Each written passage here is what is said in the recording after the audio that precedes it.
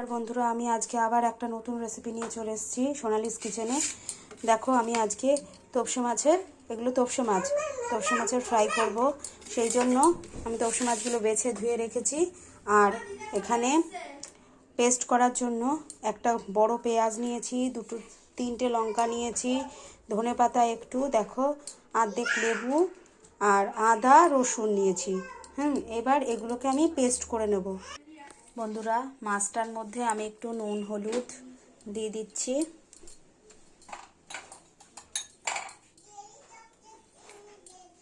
অল্প করেই নুন হলুদ দিতে হবে।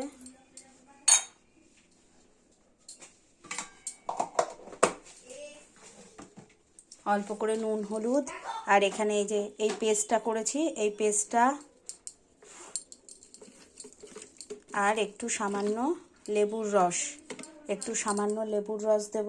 নুন হলুদটা এই পেস্টটা আগে দিলাম, আর এই যে লেবুর রস একটু চিপে দিলাম। তাতে কি মাছের আস্তে গন্ধটা যাবে না। আমি এই যে অর্ধেক লেবুটা যেটা নিয়েছিলাম সেটা কিছুটা দিলাম, আর কিছুটা রেখে দেব এই মশলাটার সঙ্গে রেখে দেব চিপে। তাহলে কি মশলাটাও ভালো থাকবে, অন্য কিছুতে দেয়া যাবে। তাহলে এই দিয়ে চিপড়ে আমি এটা ম্যারিনেশন করে রাখছি আধা ঘন্টা মতো ম্যারিনেশন এটা করে রাখতে হবে।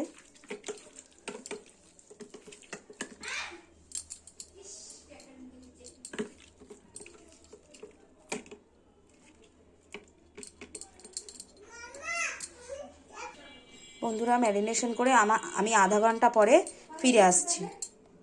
বন্ধুরা, এবার আমি ব্যাটারটা তৈরি করছি। দেখো আমি বেসন দিচ্ছি। প্রথমে 4 চামচ বেসন দেবো।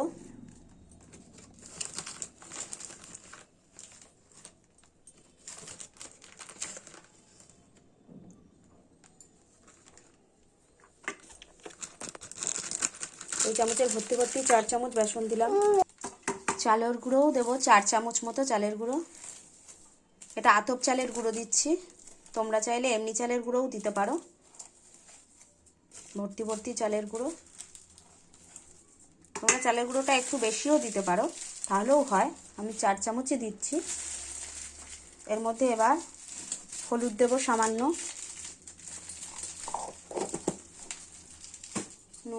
নুন দেব পরিমাণ মতো, তোমরা দেখে দেবে। অল্প চিনি দিয়েছি, আর অল্প কালো জিরে দিয়ে দিলাম। এবার এটাকে মিশিয়ে নেব। প্রথমে লাম্পসগুলো যেগুলো আছে বড় বড় দানা দানা, সেগুলো একটু মিশিয়ে নিই। তোমরা চাইলে এটাকে ছেঁকে নিয়ে তবে নুন হলুদ আর কালো জিরেটা মিশাতে পারো, তাহলে ভালো হয়, লাম্পসগুলো থাকবে না। এবার এটাকে জল দিয়ে গোলাতে হবে।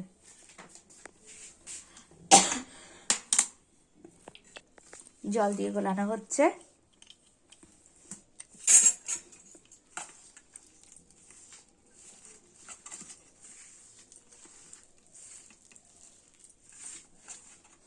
গোলাটা একটু গাঢ় গাঢ় করে গুলতে হবে। বন্ধুরা, আমার রেসিপিগুলো ভালো লাগলে লাইক করো, কমেন্ট করো, শেয়ার করো, আর আমার চ্যানেলটা অবশ্যই সাবস্ক্রাইব করে দিও, সোনালিস কিচেন। তোমরা এই জিনিসটা বাড়িতে করে খেও, দেখবে খুব ভালো লাগবে। এতটাই মুচমুচে হবে। ব্যাটারটা একটু মোটা করো, কিন্তু তোমরা ভুলে যেও না। এর মধ্যে তোমরা লঙ্কার গুঁড়ো দিতে পারো, যেহেতু আমি ওই ম্যারিনেশনে লঙ্কা দেয়া হয়েছে, কাঁচা লঙ্কাটা পেস্ট করে, তাই এখানে আর লঙ্কার গুঁড়ো দিলাম না। দেখো বন্ধুরা, গোলাটা ঠিক এরকম হবে। এই যে এইরকম টাইপের গোলাটা হবে, দেখেছো? না পাতলা না মোটাটা খুব বেশিও না, খুব পাতলাও না। তাহলে চলো ফ্রাইগুলো শুরু করব। কড়াতে তেল গরম করতে বসিয়েছি। দেখো বন্ধুরা, তেল গরম করতে বসিয়ে দিয়েছি। এইবার এই মাছগুলোকে ব্যাটারে ডুবিয়ে নেব, ভালো করে কোট করব।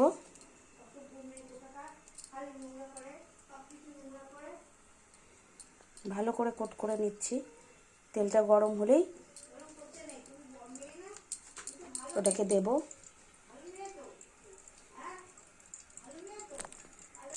বন্ধুরা, এবার আমি মাছটা এরকম করে কোট করে নিয়েছি। এবার এটাকে তেলে দিয়ে দিলাম। তেলটা মিডিয়াম হিটে করে দিচ্ছি।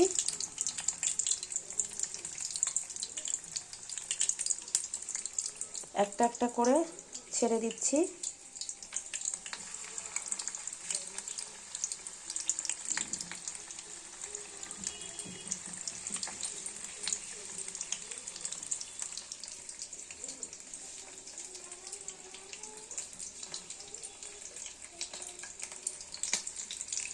দুটো ভাজা হতে থাক।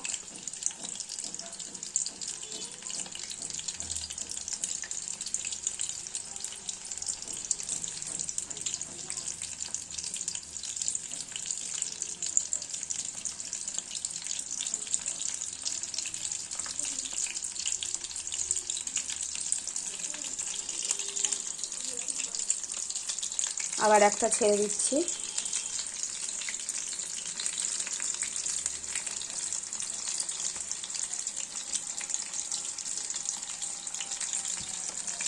একদিকটা ভালো করে ভাজা হলে উল্টে দেব আরেক দিক।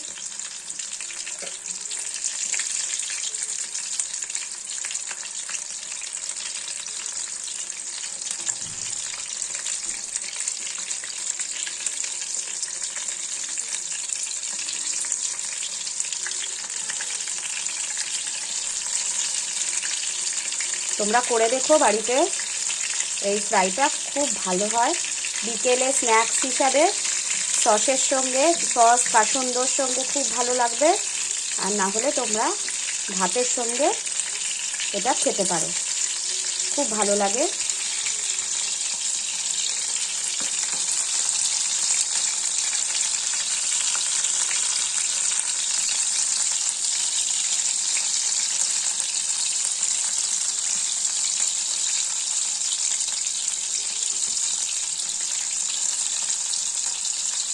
এটার মধ্যে একটু গরম তেল দিয়ে গুলিয়ে নিলে তাহলে ভাজাগুলো অনেকক্ষণ মুচমুচেও থাকে।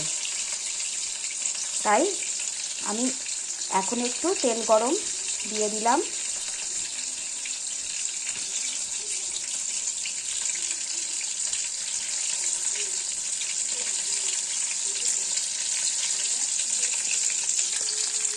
মাছগুলো দেখো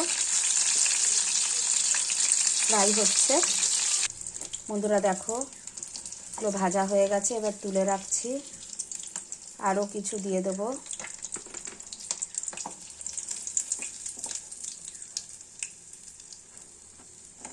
এত ভালো খেতে হয়।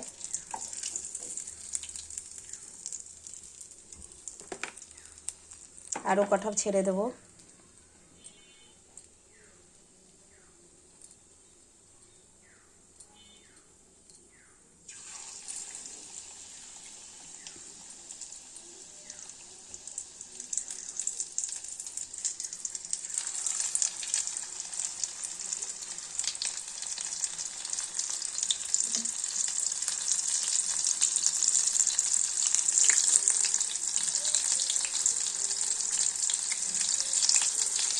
বন্ধুরা, আমার ফ্রাই হয়ে গেছে, আমি তুলে নিচ্ছি।